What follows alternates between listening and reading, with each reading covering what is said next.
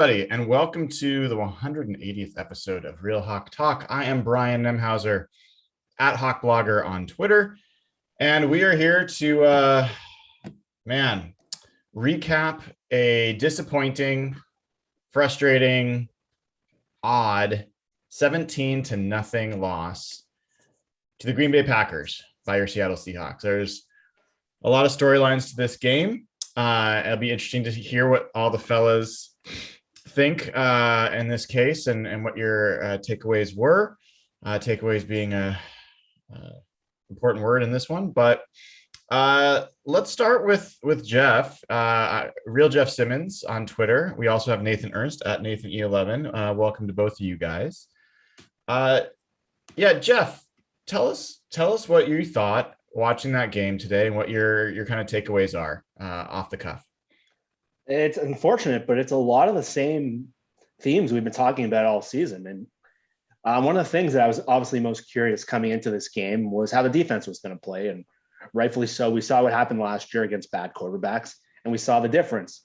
And so my first takeaway for most of the game was that the defense was surprisingly good. And they did exactly what you could have asked for them. They've looked consistent. Their pass rush still isn't great, but they still showed a lot. Jamal Adams had one of his best games as a Seahawk. They were functional across the board. Offensively, obviously Russell had one of the worst games I can remember him having, but just big picture, it's more of the same thing where they're not on the field enough plays. They're pretty awful on third down. They don't look comfortable doing anything. Everything we loved in that first game, I know Nathan tweeted about how they're now one of the last in the league in offensive motion and pre-snap motion. That almost seems like it's not there. There was bizarre stuff with D. Eskridge not playing for all of the first half, where they were just hyping him up all week. So I thought the offense, and we'll get into Russell, I thought Russell was awful. Both those picks into double coverage, that was horrible. And yeah, there's questions about, but it's more of the same stuff we've seen the last few weeks on defense. Same stuff we saw earlier in the year when Russell played an offense. And then this didn't matter in the end, but I thought the reffing was awful. 17-0, it doesn't matter. I don't think in the end it mattered, but I think Nathan said it perfectly when we were chatting during the game. There was about 2 or 3 pretty bad calls, but then there were 7 about 50-50 calls that all went one way. In the end, it was 17-0 with the interceptions in the end zone. It doesn't matter, but all 3 of those things just made for a pretty frustrating game given how well the defense played and that they just couldn't come close to capitalizing. Yeah, I think that's really well said. Nathan,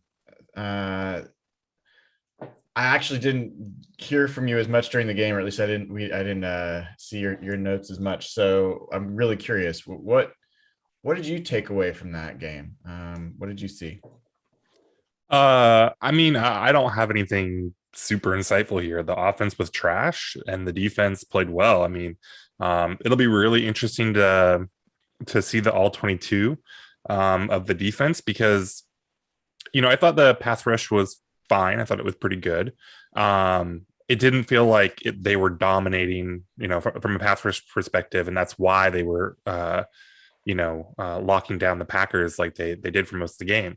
So it'll be cool to see what they were able to do in the secondary. It seemed like they were really airtight back there.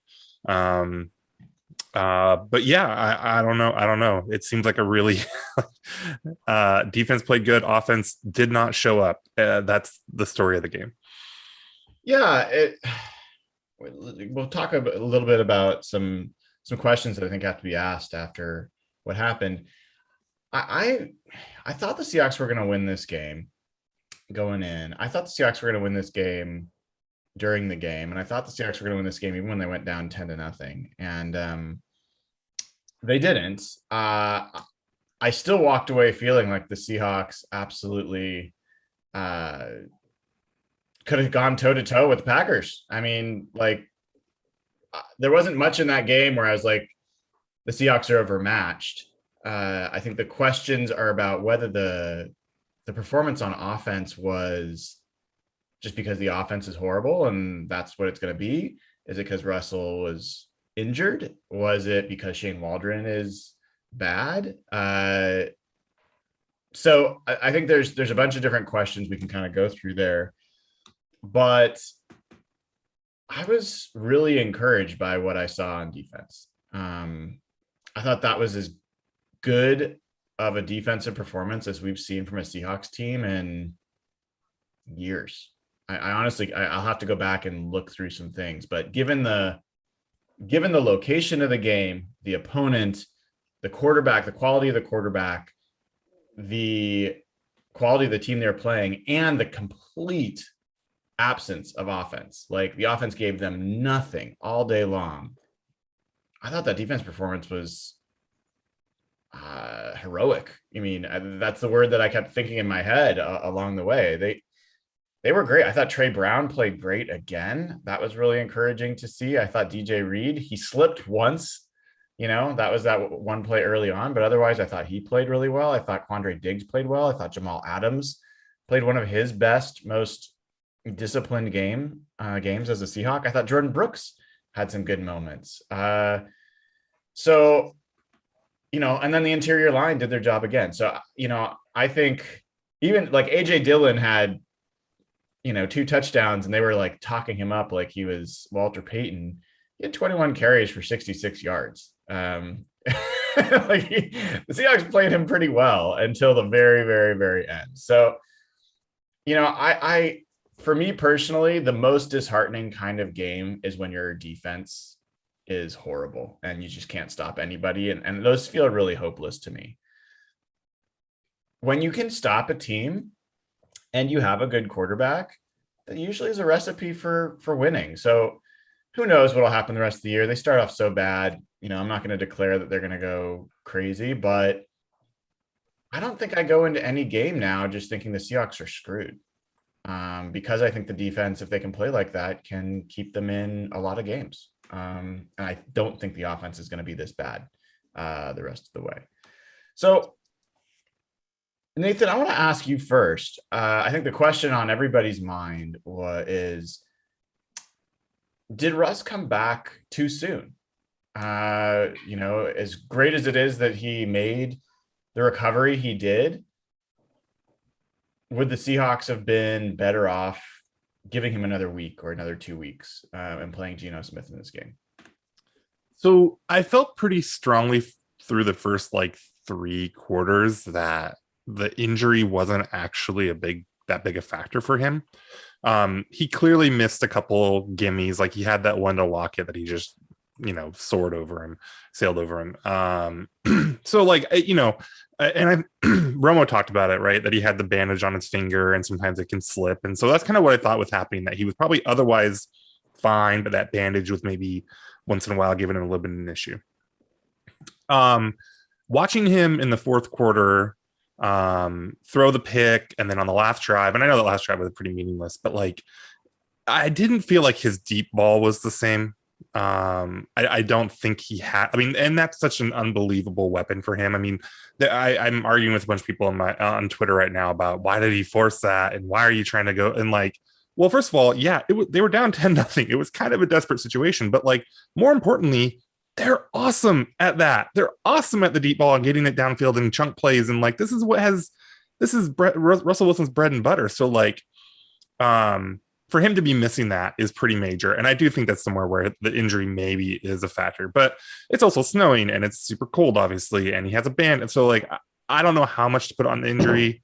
I think maybe, it limited him a little bit in that factor, but I thought overall it wasn't that big an issue. So I don't think rushing him back was a problem. I don't think playing Geno would have done anything for you really in the situation. So yeah, Jeff, what are your thoughts? Yeah, I think there's times when Nathan pointed out for sure where the injury definitely impacted him for sure. He skied a lot more throws than we're used to seeing. And Romo mentioned, I think Brock Eward mentioned it on Twitter, they were just one of the things you lose is that touch and accuracy. And he skied. There was a play action, I think it was the Lockett on the sideline, and there was another one where he's just missing. But a lot of the things that I just couldn't stand from him were decision-making stuff. And maybe that's rust from not playing, because you saw with Dak last week just how different he looked coming off the 1 week absence. And then just coming back, how much better he looked today. But Russell, there was a play early in the game where the pocket is wide open to step up. You can run for a first down. All you need to do, and he spun backwards and ran right into a sack instead of and DK was streaking on that play. The play in the end zone is a pure decision play. The deep ball in the double coverage, I think, Brian, you pointed out, Freddie Swain's wide open. There's a lot of things. So I think it's kind of a cop-out to say he came back too soon.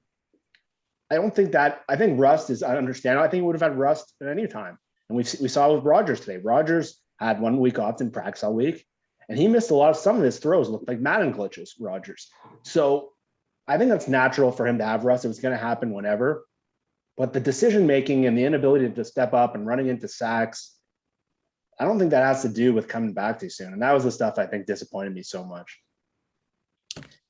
Yeah, I was watching early on and very much feeling like giving Russ a pass, no pun intended, on some of the struggles, especially the overthrows. Anything that was like inaccurate, to me, that's either rust or it is the finger. Like, I think anyone that's thrown a football, no matter how good or bad you are, knows what that middle finger, how important that is for the throw you're making. I mean, it has a huge impact. And for that to be him still getting used to it and to have something on it, like, it absolutely affects his confidence in those throws. If nothing else, it affects his confidence, but I think it also affects his mechanics and the accuracy.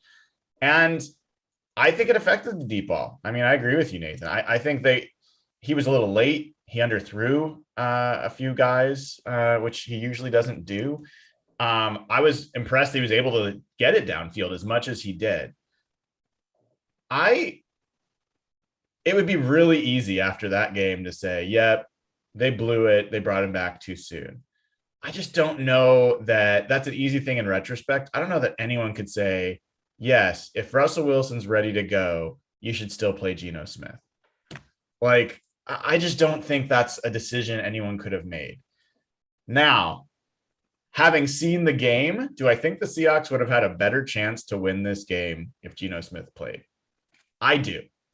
I don't think that means that Geno is better than Russ, but I think there was a good portion of this game where Russ was just trying to figure out how to play quarterback again and trying to get comfortable. And I think they would have had a better chance. I don't think that they would have clearly won if Geno Smith had played. I just think they probably would have had a better chance had he played. The reason that I really strongly disagree with that is because I don't think Russ was bad. I'm not going to sugarcoat anything about what he did. He had a bad game. He threw a terrible pick at the end that really sealed the deal for them. It was a backbreaker. So, like, bad game, Russ. I put most of the blame on him. But there's still a lot of blame to go around. I thought the offensive line was bad. I thought Shane Waldron was bad.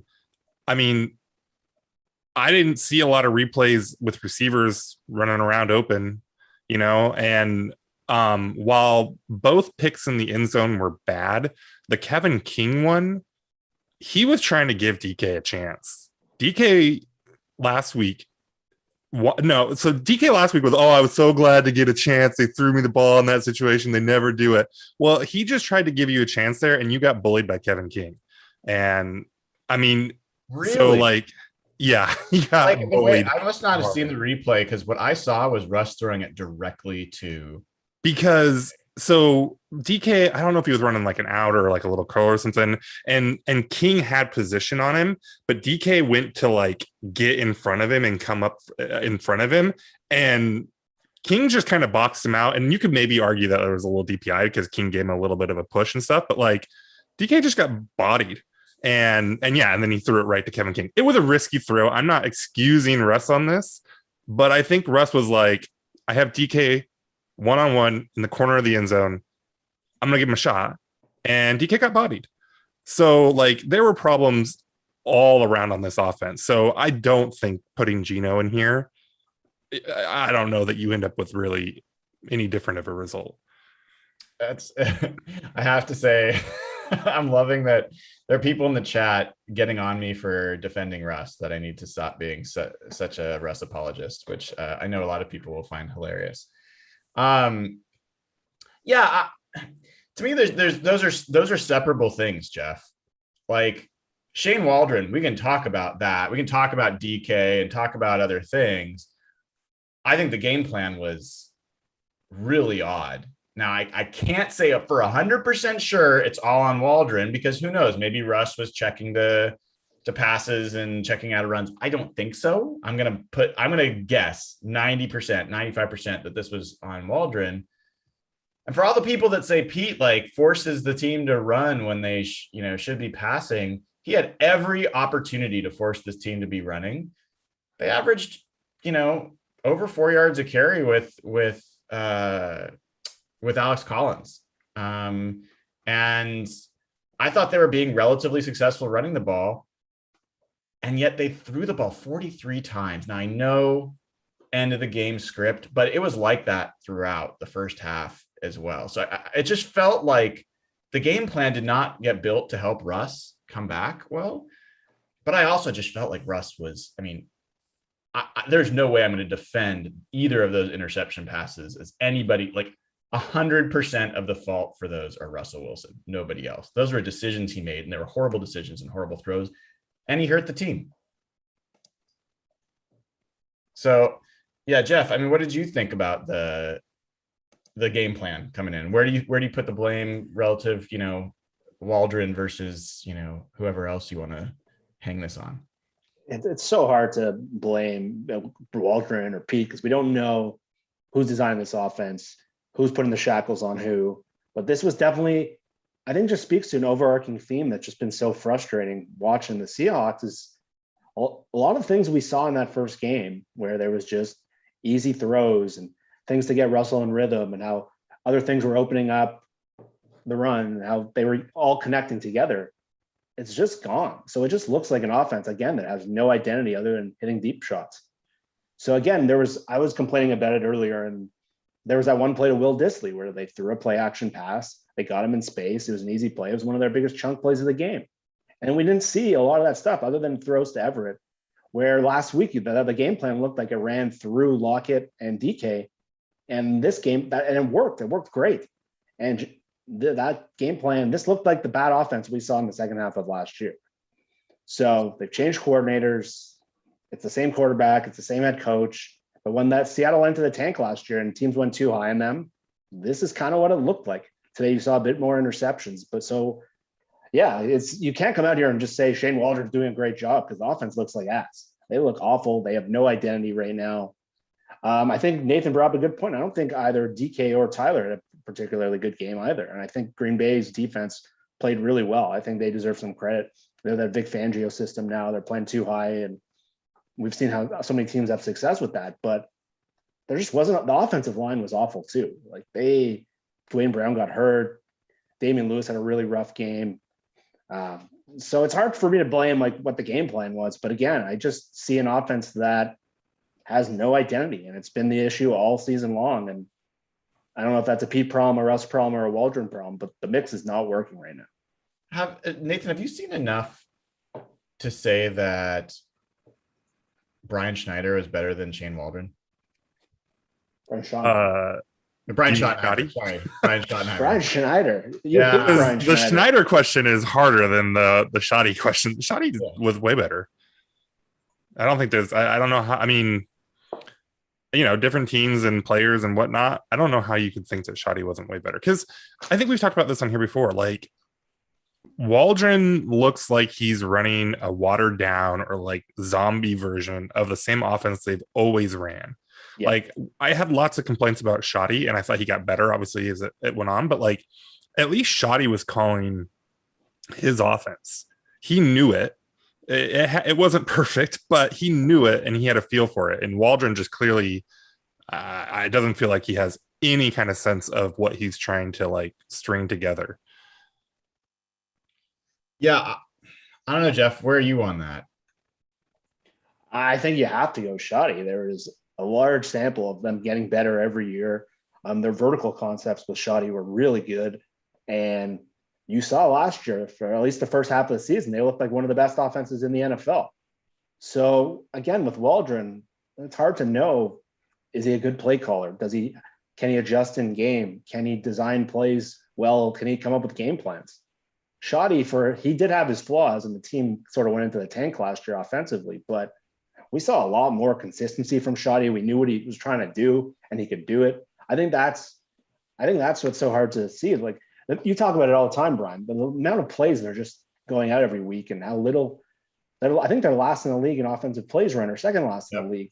And that says a lot about how the offense is performing. And it's not just a small sample now. We've seen the same issues since week one, essentially, since the second half of that Tennessee. It's been the same issue over and over ago. And you judge coaches based on how they adjust as the season goes on and whether they can fix their problems. And whether it was Russell tonight that's sending things back, but there's no evidence right now they can fix the problems that are ailing them. Yeah. I don't think we talk enough about how weird it was that Shoddy got fired and the way he got fired.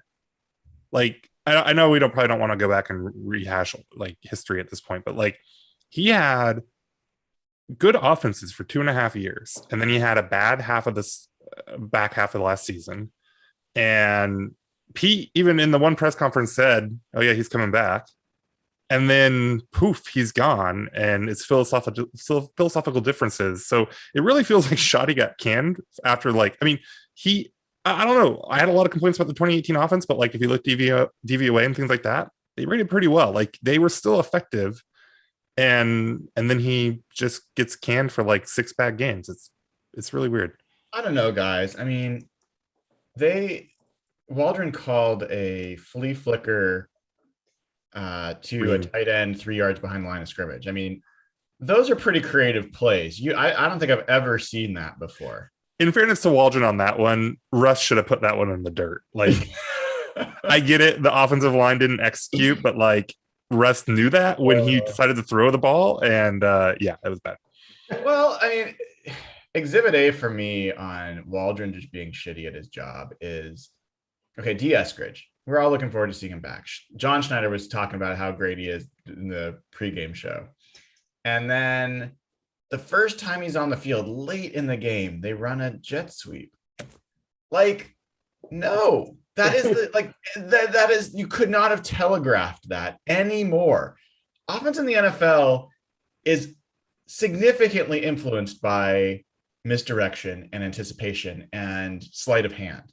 And if you're going to telegraph exactly what you're going to do to what is a very good defense, your chances of success are like 0.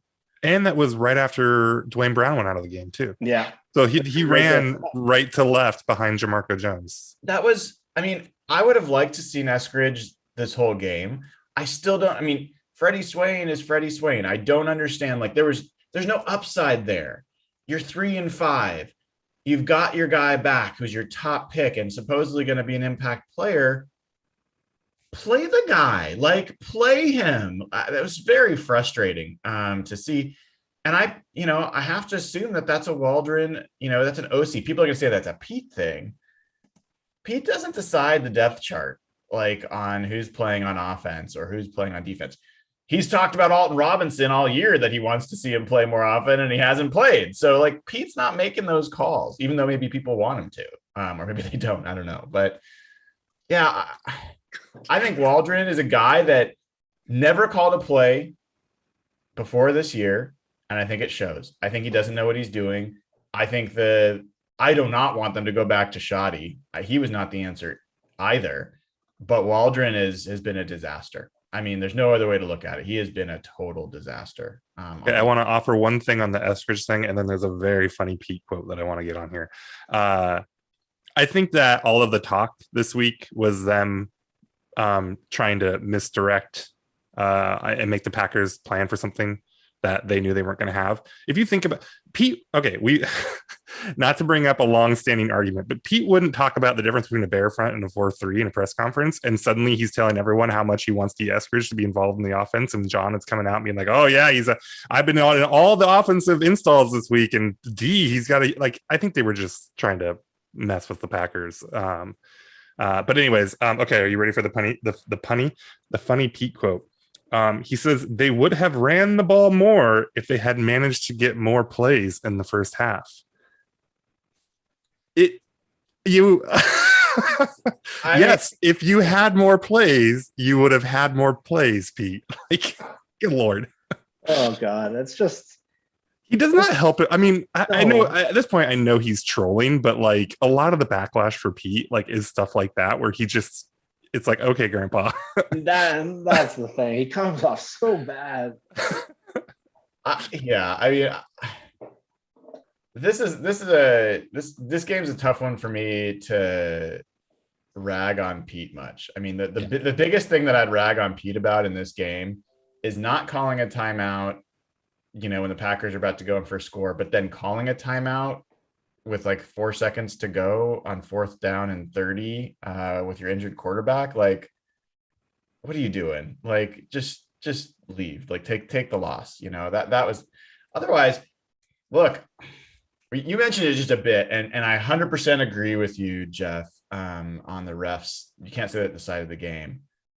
But man, in a game that close for that long, I thought the refs just were awful this game. I mean, really bad. And even some plays that nobody's talking about. I thought the play where I think it was Swain was streaking open, Russ threw it to him. He underthrew him, but it still wasn't that bad.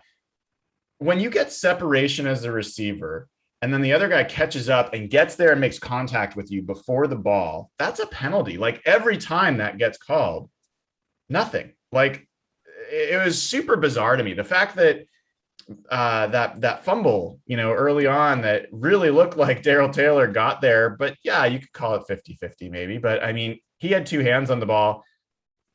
Maybe that's karma for the Golden Tate play, because it was similar. But if so, then the Golden Tate play is a legitimate touchdown. So anyway, he disagreed with the fumble, but that the tie does go to the offense. Right. Well, so Hail Mary was a real touchdown. So anyway, yeah. Where do you guys like end up thinking the team should go after this game? Like, what do you want to see them do? I mean, they've got Arizona coming in next week. I assume you want to see the same that you saw on defense. What do you want to see on offense at this point? Jeff, let's start with you. I think I just want to see something that's repeatable. And whether that's just getting DK involved early, throws to him that aren't just him streaking down the field. They tried a couple in the game. The throws to Everett I thought were effective today, but I just want to see offense that's repeatable and some sort of structure to it, because all year long it's just been disjointed. But really, it's hard to get too worked up about it, because the whole thing is just more of the same. It just feels like this season is like sort of what you said, Brian, like it sort of needs to be simulated like in Madden. And because we all know what's coming after the end of the year, like every game is just more buildup towards this Russell versus Pete thing. Where does this go? Because games like this was one of Russell's worst games of his career. The people who are anti-Russell are going to live with this, but I'm sure Russell's camp is thinking like, this coaching staff sucks. Like, this team has no talent. So it's hard for me to get too worked up about the offense. It's because I'm sort of waiting for the whole thing to come to a head, and because you can't just roll this thing back. This is exact game with more evidence where it's just the whole thing's just not working. Well, I can't say the whole thing's not working. And I would say that the defense at this point looks like it's becoming the most hopeful version of itself that we could have asked for. Like, what more would we have wanted from the defense than what we saw today? Like, maybe a better pass rush, but still, I mean, the results have been really, really solid for now 6 or 7 weeks. So this defense is plenty good to be a contending level team at this point. That's what I mean. That's why it's so disjointed. Yeah. So then, I mean, yeah, that's the problem. I guess when I was most exasperated early on in the year, I felt like the defense was looking like it had no chance of being good. And so if that was the case, knowing how much they've spent to get the defensive players they've got and the ages of those players, that was going to continue to just degrade and be worse. And I thought the offense wasn't good enough. It wasn't staying on the field long enough. And since then, the defense has gone from a 2 to a 8, I would say. And the offense has gone from to me, what was a 7 to a 3. And it's bizarre to me. I just don't understand. Yes, the offensive line, but Nathan, I just, at some point I have to wonder how many different OCs Russell can go through. He was getting better. His numbers were better with Shoddy. He just doesn't seem like he's getting better this year. And now he's hurt, but you don't see quarterbacks of that caliber just take nose dives this late in their career. At least I can't. Yeah, you actually did. You saw it with Rodgers. Yeah. And it was honestly at a similar, he's probably a little older, but You actually saw a very similar thing where he just looked disjointed and stale. And then the LaFleur offense took 2 years, but it completely rejuvenated him. Well, for 1 year. Yeah, and now He he didn't look great today either, and he hasn't. No, and he's had a weird year too this year. But I think there's no doubt this is the worst season of Russell's career. Yeah, for sure. So Nathan, yeah, I mean, I think Rodgers is the comp at this point. That like, but yeah, I don't know. I mean, what I want to see from this offense at this point is anything, I guess. I mean, I'm not quite. They just got shut out. Like, we probably cannot understate how awful that is, right? Time in Russell Wilson's career, I'm pretty sure. Yeah, because the Steelers game last time was before, right? That was who was that? Was that Varis? Yeah. Okay. I don't know. I'm not. So this is what sucks. The defense now looks good. The offense, there's still some stuff, right? You can still like. I mean, he's hurt, and they played in Lambeau in the snow. Like, they got shut out, and that's awful. But like, I don't know that I'm quite ready to say like to hit major panic buttons, right? I mean, you can still say, hey, you know, next week, right? Maybe they'll be a little better. Russell knock some rest off, you know, get a little healthy, all that, right? And so the offense can still round into shape, and if the defense can stay good, this can still be a good team. But at this point, you know, any chances of that mattering is like almost gone, almost completely gone. Yeah. Well, the playoffs are still alive, but man, it's an impossible. It's a really tough road.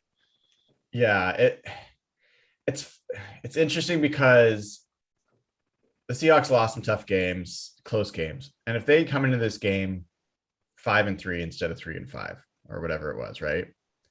I would actually be feeling pretty bullish about that. Like if things had been a little bit different leading into this game, the record was different, I'd be like, the defense just proved it can go up against an Aaron Rodgers offense and hold him down. Like, they dominated that offense for most of the game. That's great. And Russ is going to get better. Like, he'll just get better. I trust that he will not be this bad the rest of the year. And, you know, Gerald Everett finally showed up. Russ used him today, whether that was great or not. You know, it's good to have another part of the team. Like, I would be like, okay, like yes, this is a shit game in Lambeau, first game back, but because they started off 3-5 and now they're 3-6, it's like, yeah, to your point, they're gonna have to run the table, you know, to probably be. I think they literally have to run the table, right? I think so, right? If they can run the table, they get to 9 wins, right? They won. No, that was 10. No. That's right. I think the last seed will finish about 8-9 this year. I think the 7th seed will finish 8-9. So what they have left? They have 3-6, so they have 8 games left. 8 games. So left. They had to win 2 of the Cardinals games, Ram game, and Packers game. Now that's down to 2 of the Cardinals games and the Ram game. Yeah, because they're going to need to win any tiebreaker because their NFC record's really bad. Yeah. So I think they're going to need 9 wins for sure. 10 will be a for sure playoff team. Here's what's going to happen, guys. I'm calling it right now. They're not going to make the playoffs, but they're going to end the season like looking like a kick-ass offense, scoring 35-40 points a game and making everyone just feel like, what the hell happened this year? That would be a very Seahawks. I think that's the worst thing that could happen. I know. Because then it's false hope. Well, yeah. I mean, and you know, this season ends on the Cardinals game. Yes. We are probably going to go into the last week of the season talking about playoffs, talking about that. There's a very good chance, right, that they are not very good. I mean, they got to beat either the Cardinals next week or the Rams or whenever they play. But there's a very good chance that we get to the last week of the season. We're like, hey, they win, they're in. And that won't be heartbreaking at all. The Cardinals probably won't be playing their players anyway because they'll have something wrapped up by then. But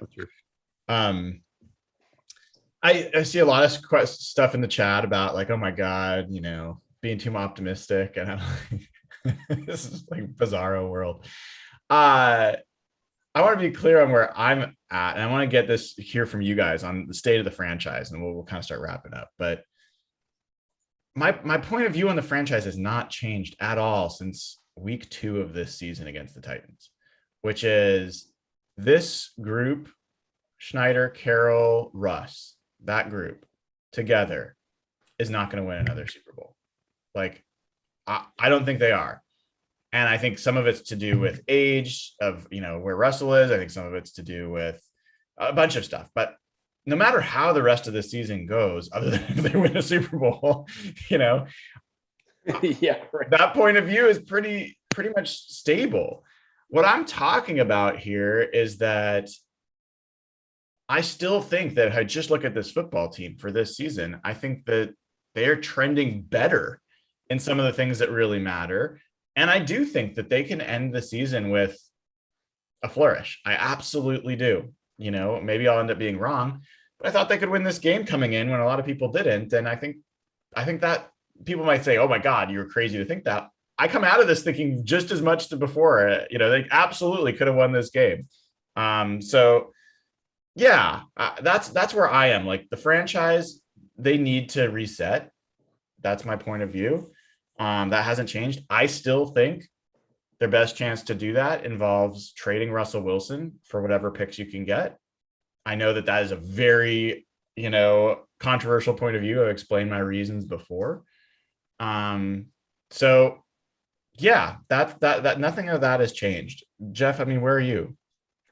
I think the Green Bay Rodgers example is just, I think it's so spot on, where the last couple of years of the McCarthy era, where they trended a lot similar to Pete Carroll, it just sort of looked like this, where Rodgers was getting hurt and the backup Brett Hundley would come in, and then you just see a team that they showed some flashes on sides of the ball, but they just didn't look like. So for me, it's just something needs to change. I completely agree with you on this group's not going to another Super Bowl. Their drafting hasn't been good enough. The coaching isn't good enough, frankly. They play scared on offense. There were bad punts again today. I just see the two figures just not working. So I get why you want to trade Russell, and games like this certainly do not help where I am, where I think you have to move forward with Russell. I just don't see an alternative. That, yeah, draft picks are great, but I don't know if you like, this is a really bad draft class. So the thing that would scare me really badly is like Miami, for example. They had 7 picks in the top 40 the last 2 drafts. And if you look what they've come out with, it's god awful. And if you trade Russell, and if these guys are the guys drafting, I don't want to turn out like Miami, where you got Tua. They don't even know if Tua is the quarterback. Now, the Raiders are the same thing. They traded Khalil Mack and built up all this draft capital, but they didn't have the right people in place making the picks. And they draft Farrell and Ruggs and Arnett, and they're left when, well, maybe they should have just kept Mack and Amari Cooper. So to me, if the GM and the coach are different, I'm more open to that idea. But to me, I would want to just do it one last ditch. I'd want to build around Russell. And I think the whole issue earlier in the year was, you were talking about Brian Lott, how there's no young talent, they're stale. I think now that the way the defense is spiked up, I think there's a case there is talent here. And I think just with more structure offensively, vision from the coach on down. So I want to see a different coach with Russell at this point. And games like this just prove to me the whole thing has gone stale. And everyone who has that camp, I think there's a lot of evidence of it. Yeah, Nathan, go ahead. I mean, I've been talking about this team being the Blazers of the NFL for a few years now. So like, I haven't changed my mind for sure on any of that. I still lean more towards the idea of trying to do the Packers route, keep Wilson and turn over the coaches and all that, and just see what you can get. But we've talked about it a lot. I'm not opposed to the idea of trading Russell either. Because I still don't think that this defense is especially talented. There's obviously a few pieces here and there, but like, I don't know that Brooks is going to become some, all-pro linebacker or anything like that. So there's some talent. They could use an infusion for sure. The Adams thing has set them back a little bit on that. And so I don't know. This team just needs to do something to change and to break out of the rut. And so far, they haven't been willing to make any kind of a drastic, move. And I think that they are going to have to if they really want to contend for a Super Bowl again. Yeah. I love that. I really agree with pretty much all of that. And this isn't a situation for me where I'm like, it is so obvious you've got to trade Russell Wilson. Like that is not where I'm at all. If they don't trade him, I think it's a totally logical approach there. I think it's just a matter of what your priority is in terms of, are you wanting to keep the floor high or you want to go for the ceiling? And it's just like, I'm a terrible gambler, so I'm going to butcher this, but like poker, I mean, there's times where you just ask for 5 new cards and maybe the math is better for you to keep, the high card, or who knows, right? I just want I want a new deck, I want a new set of cards. And I think that gives you the best chance for a new upside.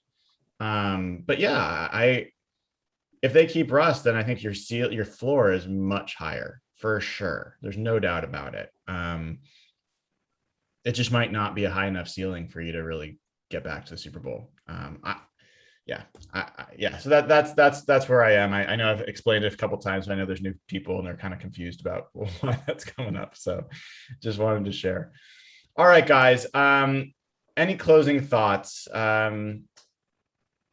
Let's end. As much as people are frustrated, what was what was the player or play or aspect of the game that you found most encouraging that you saw today? Nathan, maybe you can start. I mean, Adams had a good game. You felt his influence. I mean, he obviously had the pick. Holy crap, he finally actually got a ball. He got after, I think the times that the pass rush felt good, he was involved in a few of those. And he obviously wasn't making any mistakes back there, or at least nothing that Rodgers thought he could take advantage of or realized. So yeah, I think, Adams had a good game, and I don't think he's had a lot of those this year. So that was good. Jeff, how about not you? just a good game, like he had an impactful game. I mean, Adams was a good player, but he hasn't felt impactful, I think, at any point this season until this game. He really showed up. 100%. This is easily his best game of the year. Jeff, how about you? I'm going to shout out the cornerbacks. I thought Trey Brown had that awesome pass breakup on 3rd down. I thought DJ Reed just showed a lot of confidence, and he just looks like a totally different player now that he flipped sides. And it was just, like you said, Brian, early in the year, the most discouraging thing, that Minnesota game specifically and that Tennessee game, were just how bad the secondary and how hopeless the secondary looked. And the fact that we have 2 young players who play with confidence, there's a lot of upside there. So that's really encouraging. They're going up against Devontae Adams. Like, he didn't light the world on fire like he has in a lot of games against this team. We remember Trey Flowers against him in that one playoff game. That was atrocious. And I was vocal that I couldn't stand watching Trey Flowers play. And now that they've gotten functional corners, it's pretty impressive to see that they turned by far their biggest roster's weakness into what looks like an above average group. So to me, that's by far the most encouraging part of them. Yeah, I love both of yours, and Jeff, you took what I would have gone to, and I'll just pile on a little bit there. I mean, Trey Brown, you have to think that Green Bay came in looking to target him. Rookie, not a lot of plays.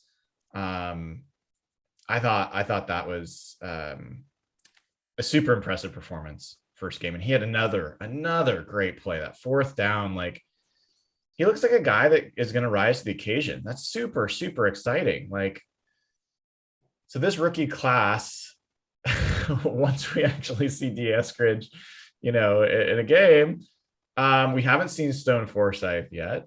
But it's a 3-pick class, and it might end up being a good class. Like, it might.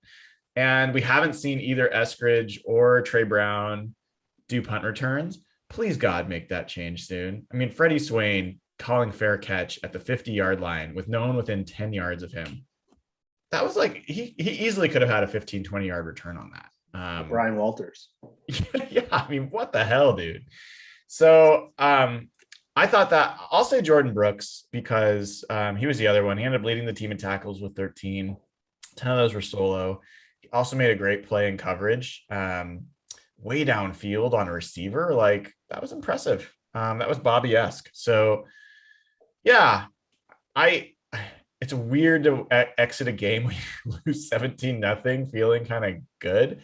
I personally do. I know I'm probably the only person in the Seahawks world that feels a little bit good, but it's been so frustrating to watch the Seahawks play defense for the last 3 or 4 years. Like, it's just been emasculating. It's just been hopeless. And I felt like last year, even when they were playing better in the second half of the season, it felt like a little bit of fool's gold because of who they were playing and the quarterbacks.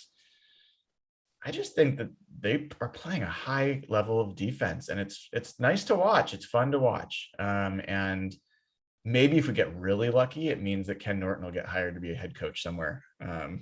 That would be awesome. So we got a little bit of confirmation. I know we're about to end, but on how Russell's injury did affect the team or the offense today. Apparently, Pete said they didn't take any under center snaps today, and that was because of Russell's finger. They only wanted to run out of pistol and shotgun today. So at least one way that the injury was a factor today.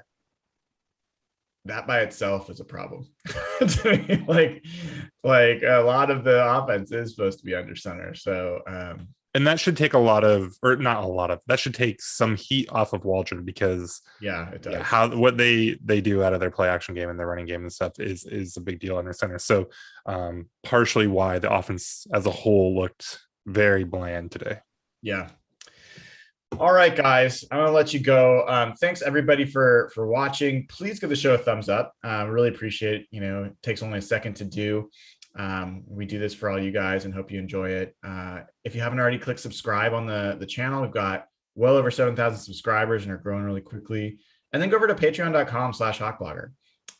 You get immediate access to the Slack channel. We've got a community of hundreds of people now joining there, talking, commiserating, celebrating when there's something to do to celebrate. And I would love to have you join. So please go over there. We will be back Wednesday evening, 8:00 Pacific time, to talk about the upcoming Cardinals game.